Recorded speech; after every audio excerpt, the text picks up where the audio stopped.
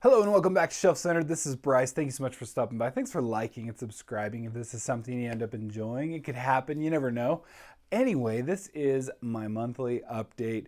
I usually combine these with a TBR. I find it hard to almost talk about the next month without talking about the previous month. But we've already done that, and the requests are ongoing, and I will be posting a poll for what I'm going to be reading as my final 1 to 2 books for the month of October very shortly here. So what I did was in my TBR, I talked about the 2 books that I will be reading. You can see link down below for the actual video, and then I will have 1 to 2 books that are going to be up for a vote. But the polling has not been put up yet. I'm still getting recommendations so far, so those are going to go on to the Discord. Again, link down below. There's a special channel on the Discord for my October TBR for suggestions. Again, I had a very good experience with asking for a community vote. Really worked out well for me with the Grace of Kings. Really enjoyed it, and so I'm going back at it and getting some help. Horror is not my most well-read genre. I read Stephen King. I've now read some Robert McCammon. I haven't read a whole ton, though, frankly, outside of that. So I'm garnering, I want to see, what are you guys going to recommend me here? Last month was a little bit of a rough month. So to get into actually, what I read for the month of September. This is the last of September here. Last month, August, I only got 3 books read. It was a bit of a mood reading month. I struggled. So going from 3 to a lot better month this month. It's actually up to 5. So we got back, pulling the average to about 4, which is typically my monthly average. So first things first, I pretty much stuck to that TBR that I gave for last month. There's a little bit of a deviation, and we'll talk about that here. So first things first, I did read Blood Meridian, or The Evening Redness in the West by Cormac McCarthy.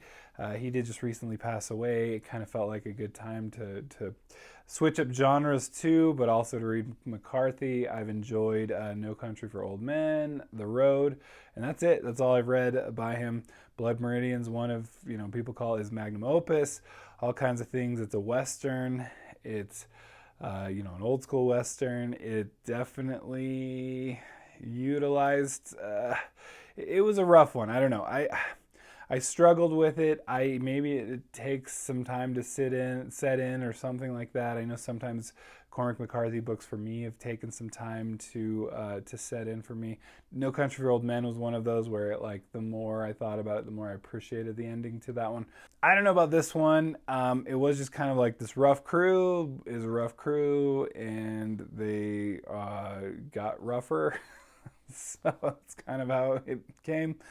I always think about this, I did listen to this on audio.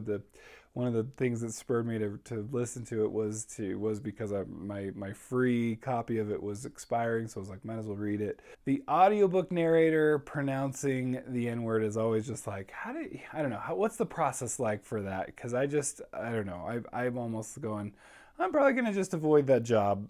But it is Cormac McCarthy, I guess. That's maybe why you would do it, but I don't know. For me, I don't know if it'd be worth it. The narrator did do a great job. I don't know if I'll have more to say about it than in this video. I struggled with it, even though I had plenty of good parts. It kept me entertained, that's for sure. And it was brutal. It was crazy. It was very much of its time, or written to be of its time, and it was written in the 80s, I believe. So, a little less sensitive, I guess, to certain things. Anyway, I don't know if I would really recommend it, though. I don't, I'm also, I don't know. I always thought I had a thick skin, but apparently, I don't know. This one just didn't really make it worth all the stuff you had to go through to listen to while you're reading it. I don't know if that makes any sense. All right, moving forward, fantasy books, the one that, why were you really here, right?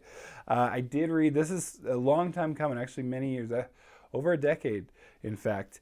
I believe I read this. I read it I read the first Witcher book that I ever read back when I was in law school, and so that we're talking back in 2010, 2011-ish. So it's been over a decade, and I promised myself, look, I'm going to give the full novel a chance one day. So I've held on to this. This is actually one of my oldest books in my collection. Held on to this for some time, and this month finally gave it a read. And actually, it was really good. I really liked it. I think I might like the short stories better so far. And this one kind of takes this like a bit of a cliffhanger, and then it just kind of switches gears to another place with other characters, and then that's the end of the book. And you're like, I don't know, for me, I was like, oh, that was just the end of the main Witcher's storyline. And then about like, 5/6 in, and then the last sixth is just like two other characters that, were important, but it was just like, all right, wasn't ready for that. I don't know if that was a spoiler, but it was just kind of like, for me, it was like, I wasn't ready for that. But it was still good. It was still good, and I am looking forward to reading more. We've been doing a read-along for this, so we actually had a live discussion, if you want to check that out below on J.R. Carroll's channel. It's been great getting to know him and JCM Byrne, and just reading Witcher together, analyzing, really going in deep dives on these. It's been really fun. All right, then this one was a little bit of a mood read, a little bit of just a departure from the TBR mainly. I don't know if you know this, but what I do for a living, one of my jobs is I am what's called a guardian ad litem. I represent kids in the foster system, in the dependency and neglect system. And so one of my kiddos recommended me a book. This doesn't happen all the time, okay? Not only does this not happen all the time, but it definitely rarely happens in the genre that I like to read, or at least close enough. And so with those two things, and then it being readily available from the library, right? So we got three things all colliding in once, and it was really a pretty short book, so it was easy to just fit in, kind of good timing. So anyway, I read City of Ghosts by Victoria Schwab, which is also V.E. Schwab. I've loved Schwab before in the past with the London series, Darker Shade of Magic. That trilogy is great, especially the first book. Really love that one. And so why not City of Ghosts became a part of my reading, and we're able to connect on that. And because I read it pretty quickly, it was like 2 or 3 days max, because that's how short it was. And for me, that is very fast reading. But it was cool because then we were able to talk and chat and about the book, and again, just connect on that better level. Rarely does this happen, but it happened here, and I was not gonna like not make it happen, right? So I thought that was really cool, really good experience, and again, just kind of helped me be able to build that rapport even that much better with a kiddo in not the best situation. So anyway, gonna try to do that definitely more. But when I find a reader, I'm gonna encourage reading. That's for sure. And by the way, I did actually really like the book. Definitely short. It's definitely like middle grade YA-ish, probably more YA. A fun concept about a girl who has a near-death experience and then kind of can see ghosts, and then is able to, I don't know, kind of do some things with it. I don't want to get into it, but then of course there's a struggle. There's an overly powered ghost and all this stuff. And so really cool. Has like a best friend ghost, which is really fun. I guess that's a kind of a trope, Casper, right? But I really thought it was a fun little story there. All right, then this is one. It's been too long in finishing, but I finally did, and it was great. This would be The Last Command, the last book in the Thrawn trilogy. Now I can finally go watch Ahsoka. So I understand maybe Thrawn might make an appearance. I don't know. That's what the previews all said. But anyway, book 3 in the Thrawn trilogy by Timothy Zahn. Really great stuff. I actually listened to, while I had this, I got the full immersion experience, which is fun. But the audiobook while reading, so it's really fun to do it that way.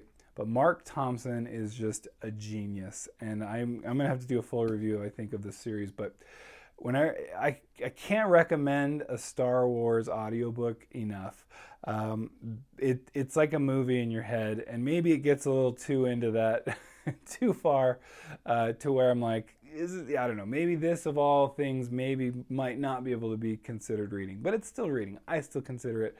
Yes, I've read that book if I've done the audiobook. So maybe not technically reading with your eyes technically true. But when you're actually doing both, then it is. That whole argument aside, I think Star Wars books are just the best on audio because what they do is they put the blasters, they put the music, they do the dun dun dun dun dun, dun. They do, I mean, you name it. They like lightsaber, every like all the great things. And then Mark Thompson is a genius with does a very good Han Solo, a passable Luke because Luke's not. I mean, his voice really isn't that unique. Passable Leia. It's still a male doing a female voice, you know, but does a great job that you're into the story. You're not hearing it after a while, right? Excellent Lando Calrissian. And I thought was really cool that I pointed out in my notes for this book was even does the different, which is so funny, the different pronunciation of Han instead of Han that Lando does. He gets it down. He does the whole Billy D. Williams great just voice that's just so epic. Anyway, it's great to just have your favorite characters going on adventures. And I know these are the Legends series, but I still think this is way more canon than what we ever got from J.J. Abrams and Rian Johnson. Believe me. So anyway, really great trilogy. Highly recommended. All right, and then finally, probably my favorite of the whole month. It was last. I wanted to get it in. I made a distinct effort to get it in. Mr. Boiled Jellyfish, I think, will be proud of me, but I made it happen. Project Hail Mary by Andy Weir. He's the author of The Martian, you know, the same one that had the movie with Matt Damon, which also was good. Project Hail Mary, what an absolute blast. But it's like, it has like Ted Lasso vibes. It's got Jason Bourne vibes when you first start out. It's like, but scientist instead of action hero. You're a Jason Bourne scientist. It is a lot The Martian, let's be honest. How much, I mean, it's a lot The Martian in the same kind of concept, but definitely different, you know? Different enough, and it was still like, you know what, I love The Martian. I absolutely read my eyes out with that one, and same with Project Hail Mary. I mean, I was just a blast from literally the first page till the last. I mean, I'm going to have to do a full review just to get into my full thoughts on it, but what an absolute blast. I don't want to get into too many. I keep wanting to get into too many, to all the details. I don't do this very often because, you know, usually I'm reading some really fantasy, huge fantasy or sci-fi books, but this is one that you can like really recommend to the normies, right? So my whole office, I'm telling you, gotta read this. Oh my gosh, it's so good. You know, my wife's book club was even reading it, and I'm like, they never get into science fiction, and I was like, oh, they just haven't been reading it. I could even jump onto it, not that they would let me. Anyway. It is so much fun. It was easily the book of the month for me. I just had a blast the whole time. It was, I can't stop saying that because it's just, there were so many just happy moments. It's this funny, like I said, it's like Ted Lasso, especially seasons 1 and 2, where you're just like, that just makes me happy. That set of events just makes me happy. Again, I don't want to get into spoilers because I didn't know going into it what kind of a sci-fi book this would be. And I guess I don't want to put that on anyone else until I get into my own spoiler-filled review, but cannot say how much you should read it if you haven't, which you probably already have. So anyway, that was my 5-book month for the month of September. Got it back on track. We're doing well. We're still 5 books ahead on my Goodreads goal. I am 45 books out of 55, which is telling me I might have set a bad goal because this goal is probably not going to make me stretch. I am definitely going to be able to read 10 books by the end of the year. That does not seem like a problem. Maybe I might have to adjust it up a little bit. I don't know. We'll see. It is fun to make that goal, but at the same time, I like a goal that can really like make you stretch. I've heard somewhere you want to like if you can make 80% of a goal, that means you not only worked hard on the goal, but you set the goal at a really good level that made you stretch. And if you can get like kind of close into that range, then you're doing pretty good. Obviously, it's just like a barely rule of thumb. It's not scientific in any way. But I kind of like that. Like, hey, if you're setting good goals, you want to make yourself stretch a little bit. Otherwise, what's even the point? Anyway, that has been my reads for the month of September. Hopefully you had a great month. Let me know, what was your standout? What was your not standout? What was terrible? What was great? How's your reading month?